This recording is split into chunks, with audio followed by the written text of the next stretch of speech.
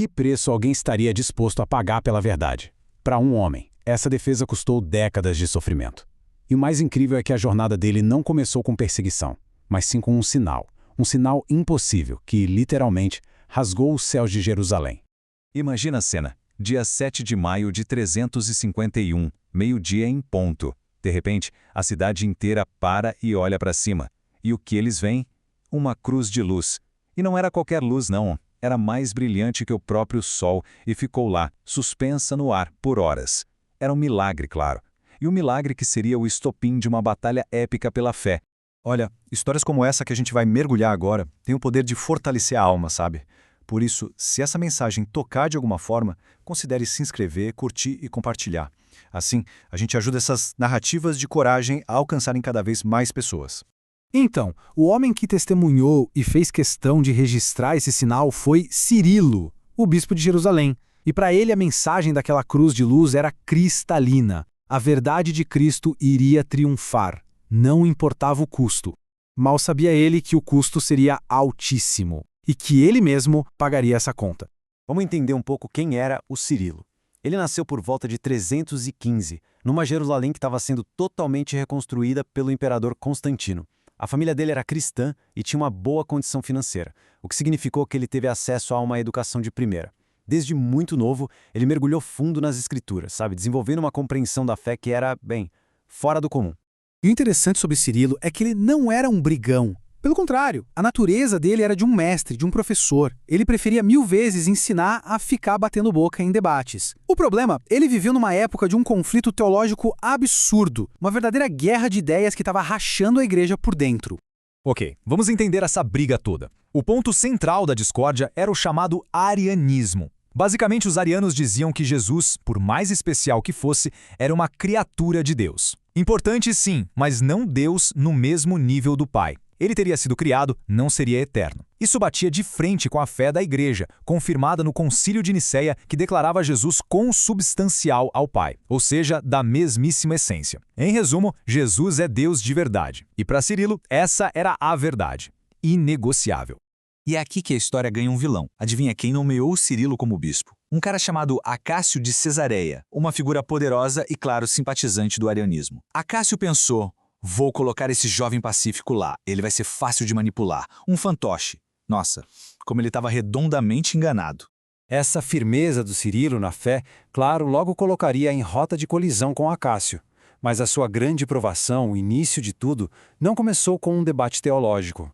Começou com algo bem mais terreno, uma fome terrível que tomou conta de Jerusalém. Vendo seu povo morrer de fome, Cirilo tomou uma atitude radical. Ele vendeu os preciosos vasos de ouro e prata da igreja para comprar grãos e alimentar os famintos. E quando vieram questioná-lo, a resposta dele foi de uma simplicidade que desarma qualquer um. Ele basicamente disse que trocou ouro morto por ouro vivo. Para ele, os pobres eram um verdadeiro tesouro. Ele escolheu pessoas em vez de objetos, por mais sagrados que fossem.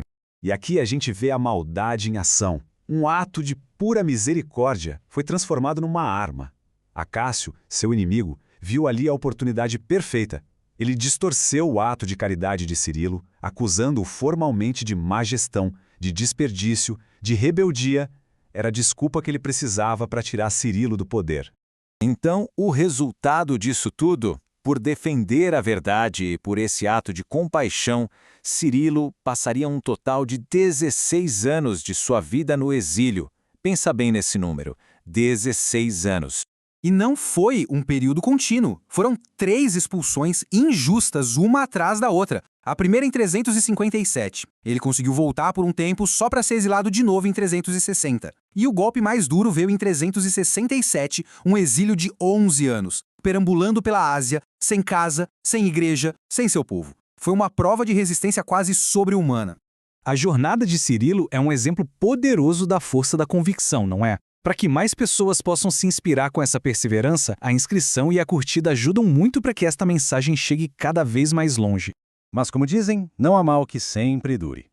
Depois daqueles 11 longos anos, em 378, o imperador perseguidor, Valente, morreu em batalha. E com isso, o caminho finalmente ficou livre. Aos 63 anos, Cirilo pôde, enfim, voltar para casa. E ele mal teve tempo de respirar. Apenas 3 anos após seu retorno, a igreja se reuniu para um momento decisivo.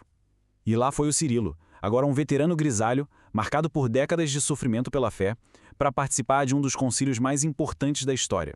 E foi nesse concílio que Cirilo deu um passo crucial que mostra a sua imensa sabedoria. Ele, que por anos evitou o termo técnico homoousios por achá-lo complexo demais, agora o aceitava publicamente. Ele entendeu que, naquele momento, a clareza teológica era necessária para proteger a verdade. Essa atitude foi uma vitória monumental para a fé da Igreja. E a vindicação foi completa. No ano seguinte, uma carta oficial da Igreja declarou o que seus fiéis sempre souberam. Cirilo era totalmente ortodoxo, seu cargo era legítimo e seu serviço meritório. Décadas de acusações injustas foram finalmente apagadas. Finalmente livre da perseguição, Cirilo pôde se dedicar ao seu maior dom e paixão, ensinar. É aqui que encontramos seu legado mais duradouro, como um mestre incomparável da fé. E o método dele era simplesmente genial. A gente conhece hoje por causa de suas 24 aulas que sobreviveram ao tempo. Começava com uma introdução, depois explicava cada ponto da fé durante a quaresma e, o mais importante, após o batismo, ele revelava o significado profundo dos sacramentos aos recém-batizados. Era um sistema completo, que formava cristãos de maneira integral. Cirilo passou seus últimos anos em paz, pastoreando sua amada Jerusalém. Ele faleceu em 18 de março de 386, mas sua influência, através de seus escritos, estava apenas começando a se espalhar pelo mundo. O reconhecimento oficial demorou, mas quando veio, foi grandioso. Quase 1.500 anos após sua morte, em 1882, o Papa Leão XIII o declarou doutor da Igreja e lhe deu um título único e perfeito, Príncipe dos Catequistas. Basicamente, o melhor mestre de todos. A história de Cirilo nos deixa com uma reflexão profunda. Ele sacrificou quase metade de seu ministério por uma verdade teológica. Isso nos faz perguntar, hoje em nossas vidas, qual verdade seria digna de um sacrifício tão grande? Mas Cirilo não lutou sozinho.